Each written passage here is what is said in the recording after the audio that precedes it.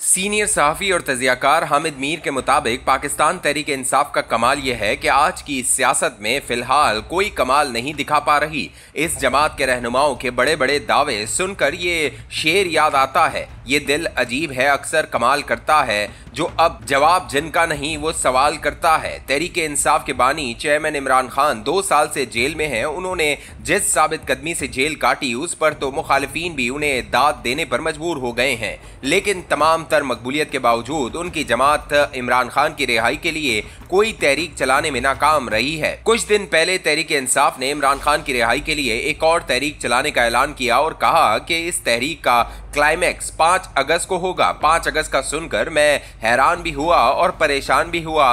5 अगस्त 2019 को इमरान खान वजीर आजम थे और भारतीय हुकूमत ने मकबूजा जम्मू कश्मीर की खुसूसी आईनी हैसियत को मुअत्तल कर दिया था। भारतीय आईन की दफा 370 और 35A के मुअत्तल होने पर इमरान खान ने हर जुमे को पार्लियामेंट हाउस इस्लामाबाद के बाहर एहतजाज शुरू किया। वो गला फाड़ कर नरेंद्र मोदी को हिटलर करार दिया करते थे। फिर यह एहतजाज ठंडा हो गया और फरवरी 2021 में इमरान खान की हुकूमत ने लाइन ऑफ कंट्रोल पर भारत के साथ सीज फायर के मुआहदे का ऐलान कर दिया। अब जब तहरीक इंसाफ के बड़े बड़े रहनुमाओं ने 5 अगस्त को अपने जलसे जुलूसों के क्लाइमैक्स का ऐलान किया तो मुझे खदशा पैदा हुआ कि ये भी कहीं वैसा ही एहतजाज न हो जैसा एहतजाज इमरान खान ने मोदी के खिलाफ शुरू किया था और फिर इसका क्लाइमैक्स भारत के साथ सीज फायर का एक खामोश मुआहदा था। बहरहाल इमरान खान जेल के अंदर से बैठकर अपनी जमात को हिलाने जुलाने की भरपूर कोशिश कर रहे हैं। इस मर्तबा उन्होंने तहरीक चलाने की जिम्मेदारी महमूद खान अचकजई साहब को सौंप दी है, जो तहरीक तहफ़्फ़ुज़ आइन के प्लेटफॉर्म पर कई दीगर जमातों को इकट्ठा करने की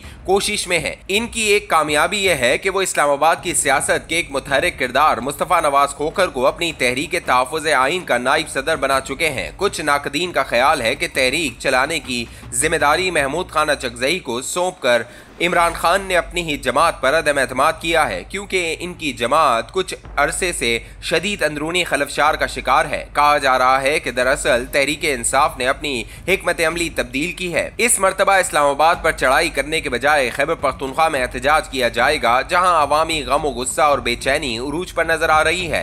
खैबर पख्तूनख्वा जिन हालात से गुजर रहा है वो आपको पाकिस्तान के कौमी मीडिया पर नजर नहीं आएंगे। इस पहलू को नजरअंदाज न कीजिए कि जैसे ही तहरीक इंसाफ ने दावा किया कि 5 अगस्त को वो कोई क्लाइमैक्स दिखाएगी तो अचानक अदालतों ने उनके अरकान पार्लियामेंट को सजाएं सुनानी शुरू कर दी और इलेक्शन कमीशन ऑफ पाकिस्तान ने फटाफट नाअहलियों के ऐलानात करना शुरू कर दिए। याराने नुक्तादां पूछते हैं कि अगर तहरीक इंसाफ में वाकई कोई दम नहीं रहा तो ये अचानक सजाओं और नाअहलियों का सैलाब क्यों आ गया है। कहीं ना कहीं कोई ना कोई तो ये जानता है कि तहरीक इंसाफ के रहनुमाओं को आपस में लड़ाकर और बहला पुसला कर काबू किया जा सकता है, लेकिन अवाम में बेचैनी की लहर किसी भी वक्त कोई खतरा बन सकती है। लिहाजा इन सब को खौफजदा कर दो जो बवक्त जरूरत अवाम को घरों से निकालने की वजह बन सकते हैं। चीफ इलेक्शन कमिश्नर सुल्तान सिकंदर राजा के ओहदे की मियाद जनवरी 2025 में खत्म हो चुकी है। मौसूफ को 2020 में इमरान खान की हुकूमत ने चीफ इलेक्शन कमिश्नर के ओहदे पर फाइज किया था।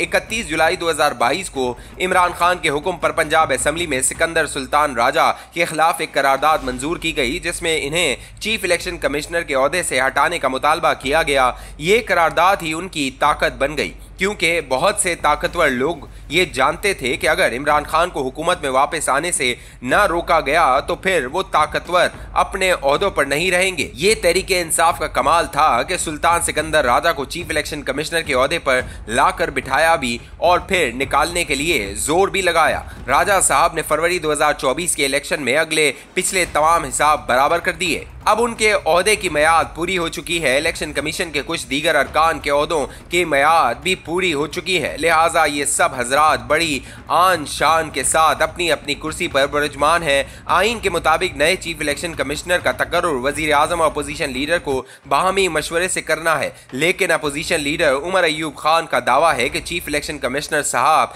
किसी भी अदालत से इनके खिलाफ सजा का इंतजार कर रहे हैं। उन पर 160 मुकदमात चल रहे हैं। जैसे ही इन्हें सजा का ऐलान होगा तो इलेक्शन कमीशन पलक चपकते में इन्हें नाअहल कर देगा। इलेक्शन इलेक्शन कमीशन के कुछ ऐसे ही इरादे अली अमीन गंडापुर के बारे में हैं।